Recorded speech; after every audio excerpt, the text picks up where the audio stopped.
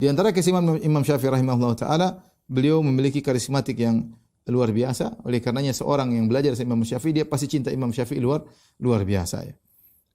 Pernah Abu Thawr ditanya ya. Dan ini juga adalah ahli fikih ya. Imam Syafi'i punya murid yang hebat-hebat, di antaranya Imam Ahmad bin Hanbal, murid Imam Syafi'i.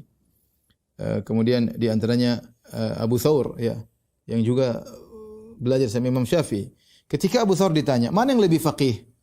Imam Syafi'i ataukah Muhammad bin Hasan, gurunya? Muhammad bin Hasan Asy-Syaibani. Apa jawaban Abu Thawr? Padahal Imam Syafi'i belajar sama Muhammad bin Hasan. Muhammad bin Hasan muridnya Abu Hanifah. Apa jawaban Abu Thawr? Asy-Syafi'i afqah min Muhammad. Syafi'i lebih faqih daripada gurunya Muhammad bin Hasan. Wa Abi Yusuf lebih faqih daripada Abi Yusuf, temannya Muhammad bin Hasan. Lebih faqih daripada Abu Hanifah, gurunya Muhammad bin Hasan Abi Yusuf. Lebih faqih daripada Hamad, gurunya Abu Hanifah. Ya. Lebih faqih daripada Ibrahim Nakhai, gurunya Hamad. Lebih faqih dari Alqamah, lebih faqih dari Aswad.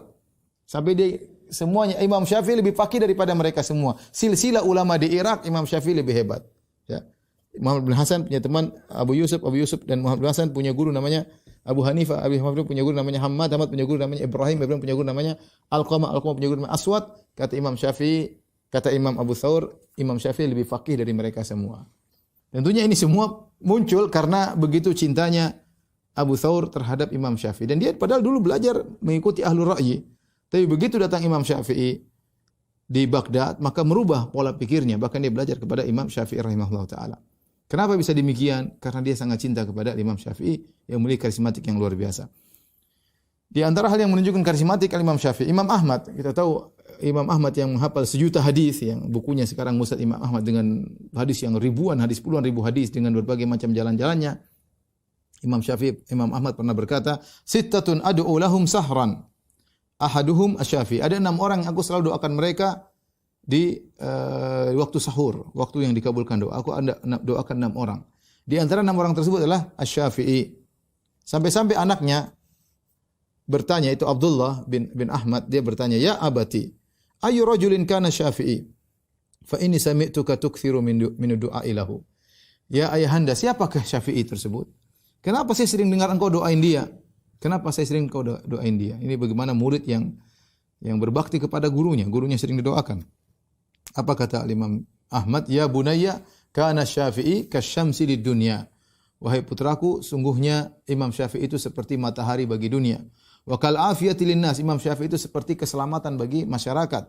Fa hal li hadaini min khalaf, apakah ada yang bisa menggantikan dua peran penting ini, matahari dan keselamatan bagi masyarakat? Jawabannya tidak ada. Artinya sekarang mengatakan tidak ada yang bisa menggantikan Imam Syafi'i. Maka jasa Imam Syafi'i sangat besar bagi kaum muslimin, maka berhak untuk didoakan oleh Imam Ahmad di waktu sahur. Bukan sembarang doain Imam Ahmad, bukan di sembarang waktu dia berdoa. Dia berdoa di waktu sahur ya. Al-Imam Syafi'i rahimahullahu taala namanya orang berhasil, kemudian dakwahnya diterima. Akhirnya muncul orang yang tidak suka dengan Al-Imam Syafi'i. Di antara yang tidak suka dengan Al-Imam Syafi'i adalah seorang ulama dari mazhab Maliki yang namanya Ashhab ya, Ashhab. Muhammad bin Abdullah bin Abdul Hakim berkata, "Sami'tu Ashhab fi sujudi yadu ala Syafi'i bil maut." Aku mendengar Ashhab berdoa dalam sujudnya agar Allah mematikan Syafi'i. Ya. Di antara doanya dia berkata, "Allahumma amitis Syafi'i fa innaka in abqaitahu in darasa madhhabu Malik." Dia berdoa, "Ya Allah, matikanlah, wafatkanlah Syafi'i. Kalau kau biarkan dia hidup, madhab Imam Malik akan sirna."